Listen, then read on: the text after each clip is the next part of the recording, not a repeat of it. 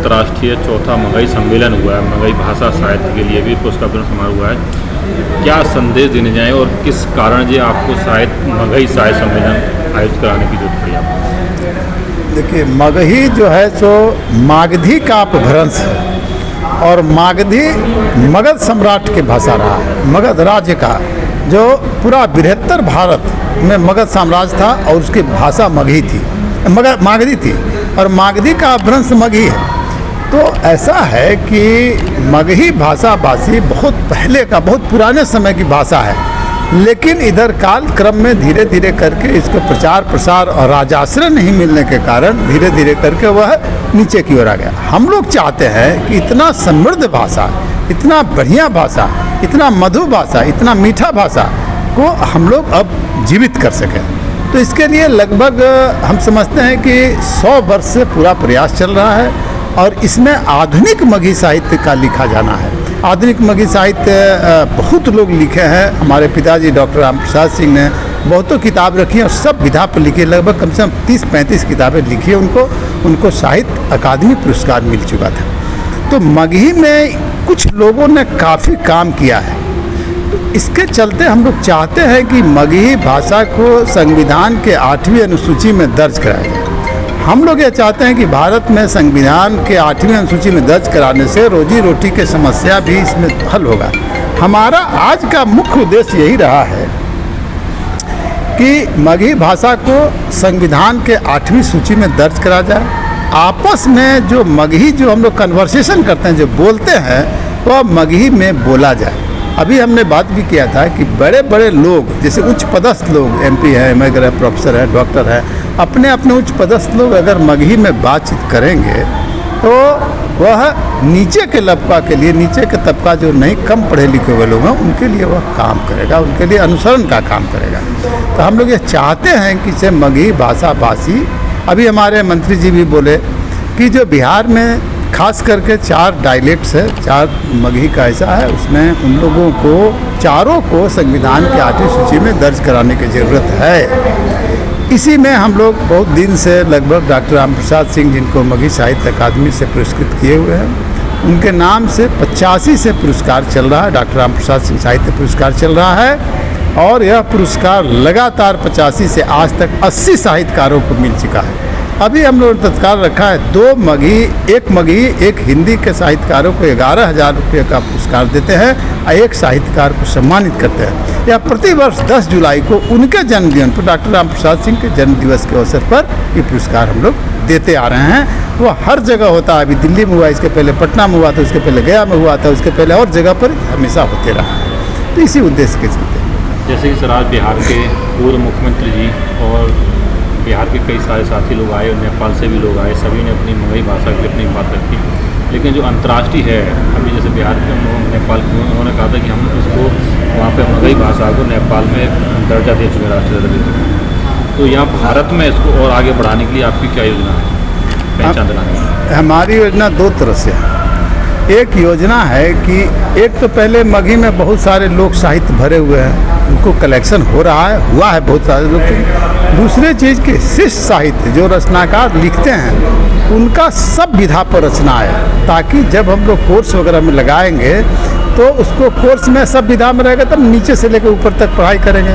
नीचे से ऊपर तक पढ़ाई करने के बाद हम लोग उसको रोजगार के साथ जोड़ेंगे। अभी हमने कहा भी है खुला मन से कि रोजगार की भाषा को बनाना पड़ेगा मगही। उसमें बहुत सारा सरकारी नौकरी तो है ही, साथ साथ जो रोजगार, मतलब जो बेरोजगार हैं, उनको मगही में, अब जैसे होर्डिंग्स का बहुत काम है, एडवर्टीजमेंट का बहुत काम है। अगर हम मगही में देंगे 2 चीज़ें, रोचक भी होगा, रोजगार भी मिलेगा। तो ऐसी स्थिति में हम लोग चाहते हैं उसको विकास के लिए कि सोशल मीडिया के माध्यम से, IT के माध्यम से, अभी क्या है कि मगही में थोड़ा IT जो इंफॉर्मेशन टेक्नोलॉजी है, उतना हम लोगों के यहाँ नहीं आ पाया है। हम लोगों से अपील करते हैं कि आप IT सेक्टर में आइए और उसका सृजन कीजिए, रोजगार का सृजन कीजिए। हमारे पास अगर 10 बेरोजगार हैं, मगही में बात करेंगे, मगही में सोशल मीडिया पाएंगे, YouTube पाएंगे, तो उससे बहुत आप देखा इसकी होगा और बहुत सारे रोजगारों का सृजन होगा। हम लोग चाहते हैं कि इसमें रोजगार परक बनाया जाए, मगही के आपसी कन्वर्सेशन हो, शिष्य साहित्य के निर्माण हो, हर विधा में लोक साहित्य का भी संग्रह हो। इन सब से हम लोग विकास विकसित करेंगे। सर आप नेपाल से आए हैं। आज चौथा अंतर्राष्ट्रीय मगही सम्मेलन हो रहा है, तो नेपाल में मगही भाषा का किस तरह से, मगही साहित्य और मगही भाषा किस तरह से प्रचार प्रसार है, वहाँ बताइए कुछ।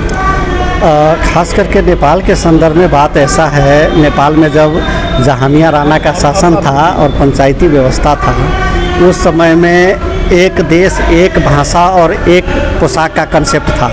लेकिन जब वहाँ पर प्रजातंत्र की स्थापना हुई, जितने मातृभाषा वाला लोग सब हैं वो अपना भाषा संरक्षण संवर्धन प्रवर्धन की ओर बढ़े। उसी क्रम में मगही भाषी लोग जो थे, जिसको वहाँ पर ठेठी देहाती खिचड़ी बोला जाता था, वही भाषा मगही था। तो वहाँ पर जब ये मातृभाषी लोग, अग्रज लोग वहाँ पर संगठित हुए और वहाँ पर इसका आवाज़ बुलंद हुई, तो जो नेपाल सरकार की वहाँ पर 10-10 वर्ष में जनगणना होती है, तो उसमें नेपाली नीति 2048 में सिर्फ 3 या 5 आदमी लिखाया है। 2058 में जब बात हुआ तो 29 आदमी हुई। 2068 में 35,613 हुआ और 2078 में अभी जो हाल साल में रिपोर्ट प्रकाशित हुई है, तो इस बार जनगणना में 3 ठो प्रश्न पूछा गया था, मातृभाषा, पुरखा के भाषा और दूसरी भाषा। तो हाल जो रिपोर्ट आया है उसमें मातृभाषा के रूप में मगही 2,30,117 की संख्या है, पुरखा की भाषा की संख्या 4,23,568 है और दूसरी भाषा के लोग 29,192 प्रयोग करते हैं। ऐसा सरकार का तथ्यांक है। तो निश्चित रूप से मगही वहाँ बहुत लोग बोलते हैं। करीब करीब हम लोग को मानना है जो 40 लाख के हाराहारी में वहाँ मगही वक्ताओं का संख्या है। लेकिन उन लोगों के बीच में जनचेतना की कमी होने की वजह से और इसको संदर्भ में थोड़ा चेतना के अभाव होने से संख्या अच्छी खासी नहीं आ पाई है। लेकिन हम लोग प्रयासरत है कि जिनकी भाषा है वो अपना भाषा मातृभाषा लिखा देंगे तो संख्या वो हो जाएगी। आप इसको अंतर्राष्ट्रीय मगही भाषा बनाने की क्या कदम? ऐसा है, इस बात को मैंने जब एक नेपाल में इसकी मूवमेंट शुरू हुई तो वहाँ नेपाल सरकार की एक संस्थाएं हैं, नेपाल प्रज्ञा प्रतिष्ठान, वहाँ हमको मगही भाषा के वर्णनात्मक अध्ययन पर अनुसंधान करना था। तो उसके लिए मैं पटना मगही अकादमी आया था। तो उसी बीच तत्कालीन मगही अकादमी पटना का अध्यक्ष उदय शंकर शर्मा कवि जी, उनसे मेरी मुलाकात हुई। तो काफ़ी बातचीत हुए और मैं उनसे और लोगों से कुछ, मैं जब बातचीत करने के दौरान मुझे ये महसूस हुआ कि इसका अंतर्राष्ट्रीय सम्मेलन होनी चाहिए। तो मेरा ये परिकल्पना था। तो मैंने कुछ मित्रों से बोला जो आप लोग यहाँ करवाइए, हम लोग सहयोग करेंगे। तो उन्होंने बोले लेकिन थोड़ा लंबा समय लग गया। तो मैंने इन लोग से बोला कि ठीक है, तो हम नेपाल में करवाते हैं। तो मैंने पहला अंतर्राष्ट्रीय ओबीसी मगही सम्मेलन जनकपुर में हुआ। फिर दूसरा अंतर्राष्ट्रीय मगही सम्मेलन नेपाल के ही विराटनगर में हुई। तीसरा अंतर्राष्ट्रीय सम्मेलन जो डॉक्टर राम प्रसाद बाबू के पुण्यतिथि जन्मतिथि मनाई जाती है, पुरस्कार समारोह, उसके अवसर पर बोध गया में हुआ। और आज जो चौथे अंतर्राष्ट्रीय मगही सम्मेलन भारत के संघीय राजधानी दिल्ली में हुई है। तो हम लोग प्रत्येक वर्ष अभी अंतर्राष्ट्रीय सम्मेलन करते आए हैं। इसका प्रमुख उद्देश्य है जो तत्कालीन मगध, जो सम्राट का अशोक का मगध था और उस समय का राज्य भाषा जो मगही थी, वो बहुत पुरातात्विक और ऐतिहासिक है। तो इनका जो विरासत है वो विरासत पुनः लौटे और संसार में जितना मगहियन लोग हैं, मगही भाषी लोग हैं, वो सब लोग एकत्र हो और अपने मातृभाषा के संरक्षण संवर्धन प्रवर्धन की ओर आगे बढ़े, इसका समृद्धि हो, विकास हो और इसको रोजी रोटी के साथ जोड़ा जाए, इसको साहित्य का विकास हो। ऐसा अंतर्राष्ट्रीय सम्मेलन का मानना है और उसी दिशा की ओर हम लोग आगे बढ़ चुके हैं। इस विषय वस्तु पर हम लोग यहाँ बातचीत करते हैं इस सम्मेलन में।